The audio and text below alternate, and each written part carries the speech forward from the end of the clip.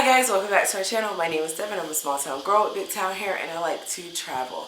Okay, so I'm going to try to get this out as fast as possible because I need to go to work and I need to update you guys on some things. I've been here for about 6 months and I think when I first got here I thought, the spectacleism of me and my existence and my skin in this world would just be kind of like a new thing that would die down and fade. So I was just sitting here in all honesty crying about something that happened to me. So let me tell you what happened.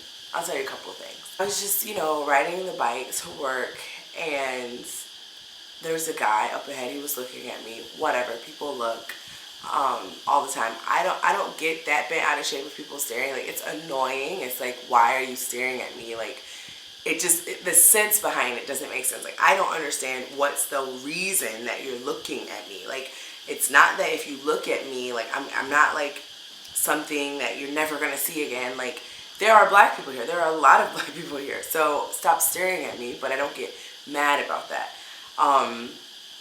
But I was riding to work, and on my way to work, this guy's staring at me, and I kind of like, I always look the other way, or, I've come to the point where I just give him a blank, like, and we'll just have a solid stare off.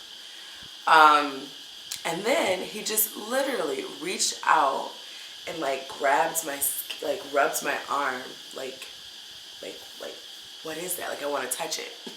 Like a dog. Can I pet it? You know what I mean? It was gross for so many reasons. One, his hand was moist and I just, that's nasty to me. Secondly, it was like, why are you touching me and petting me at this stoplight? And I was like stuck in between these motorbikes, so I couldn't even like move or do anything.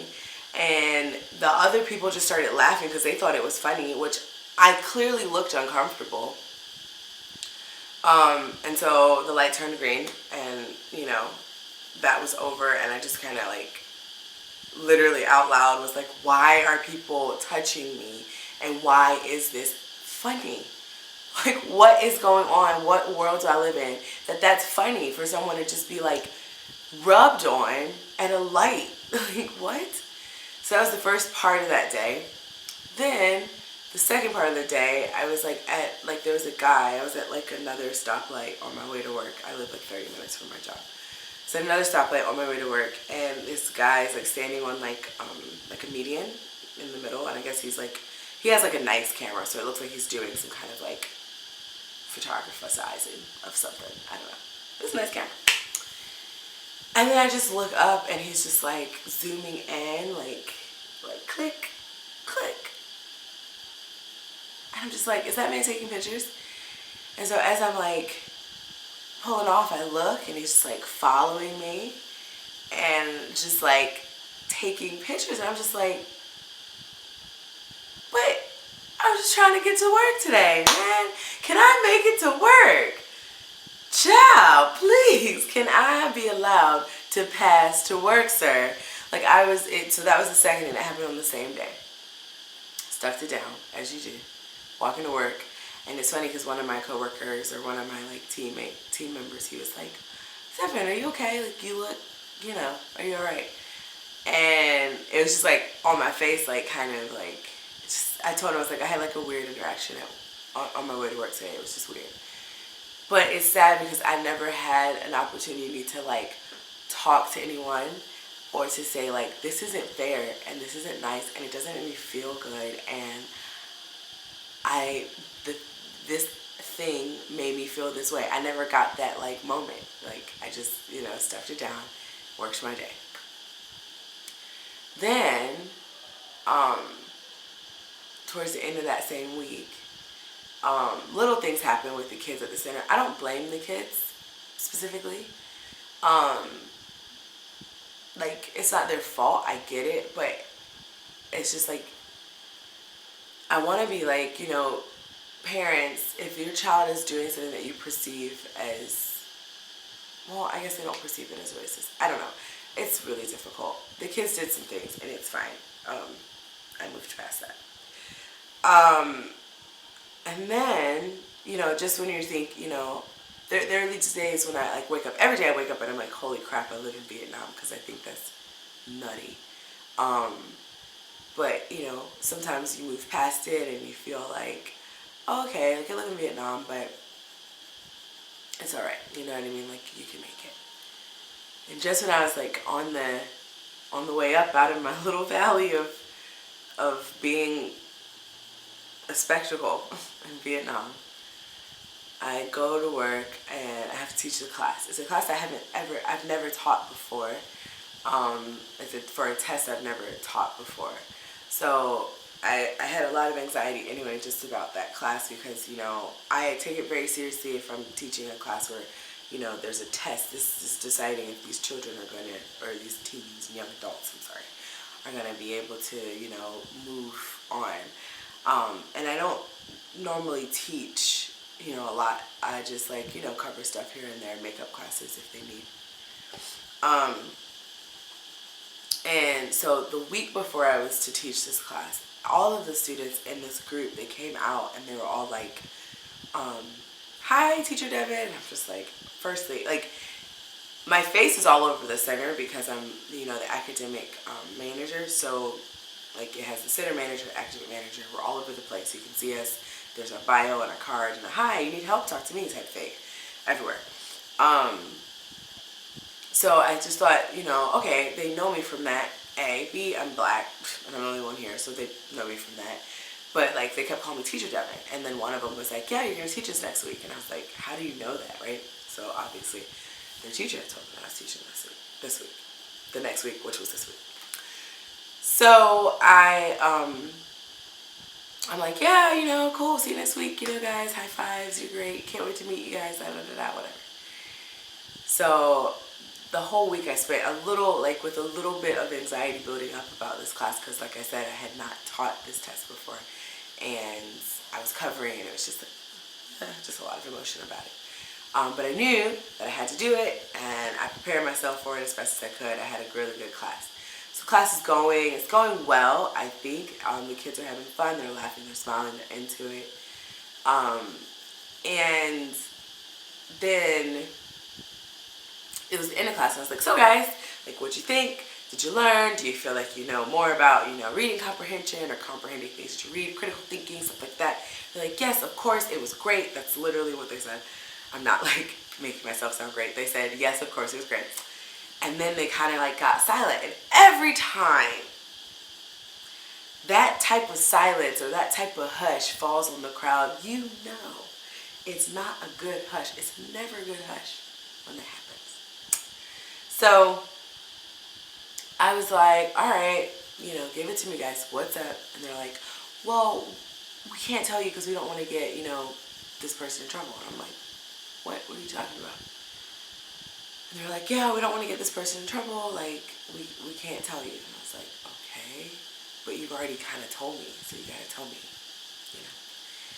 And they were like, I was like, listen, guys, I'm your teacher. I won't get mad at you. I won't get mad at whomever. Like, I need to know the information because I need to know what's happening. And I want to try to help everyone to understand it or to move through it. So after some coaching and some, like, back and forth, one of the students, bless her, she's like one of the smartest ones, and she just kind of like, I'm going to tell her. She asked us to tell her. I'm going to tell her. So she was like, we asked who our teacher was going to be next week, and the teacher told us that it was going to be you. And I was like, okay, that's great. And she was like, no, when we asked for a description, he said that you're going to love her. She's a big black bear. And yeah, they got like really quiet, and you could see it in their faces, like they knew that it wasn't nice. And then the one kid was like, one guy was like, yeah, he said African American. He said, after he said black, he said African American, a big African American bear. And I know, like, see, but it's not fair because I have to justify it. I have to sit here and I say, well, he didn't mean it this way and he is a nice person. I know all those things. But that doesn't make it not hurt. It, like, literally hurts me. Like today, I'm sitting here and I have to put my shoes on and go to work, and I don't want to because I don't want to have to like stuff it down. I don't think it's fair. I don't think it's fair that I have to just stuff it down. I don't think it's fair that I can't just be a good teacher, and I can't be like just a human. Like, I have to be described based on what I look like all the time. And then I can't, the poor kids, like I had to tell them like, oh, it's okay. Like, so I had to like justify what he said by saying like, oh no, that's a term of endearment. And that's not a term of endearment. That didn't make me feel good at all. But I didn't want them to feel like that they had told me something that crushed me. And so I'm sitting here and I feel as small as I ever felt, like so small, like the bottom, I felt so small. And I'm sitting there feeling super small and super insecure and super like hurt. And then I have to tell these kids that it's okay. And I'm so mad I'm crying because I didn't want to cry, but it just hurts my feelings so much. And I'm not exactly sure why it hurts this much, or I just don't know. Anyway, so I told the kids, it's okay, it's not a big issue, blah, blah, blah. So I'm walking, you know, I'm like, okay, so let's talk about our homework. And I try to change the subject. And then I'm just like, I was just getting to the point where I was like, okay, I can do it. And I know I can, because I'm going to tell you what, I'm not leaving. I'm not. But I was just getting to the point where I sincerely felt like I was, you know, getting the hang of it. And like, you know, Vietnamese people are going to do this, and it's just not their thing. And, you know, maybe it's not their fault. And, you know, I just have to help educate them.